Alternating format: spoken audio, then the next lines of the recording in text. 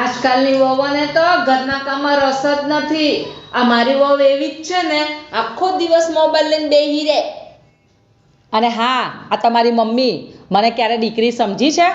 અને ગમે એટલું કરું ને તો એ ઓછું જ લાગે. બસ બસ કરો હવે.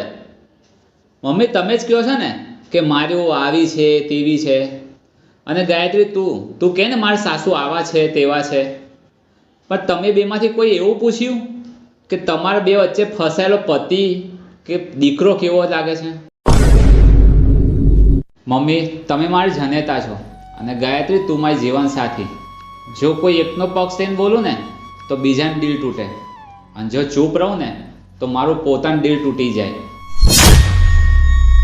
ગાયત્રી તું કહે છે ને મમ્મી કડક છે, પણ એક દિવસ તું વિચારીને જો કે જેમણે આખું જીવન પોતાના પરિવાર માટે જીવ્યું હોય અને અચાનક જ પોતાનું સ્થાન ગુમાવી દે તો શું કડક નહીં થાય? તને સમજાવું છું, પક્ષ લઈને નહીં પણ દિલથી.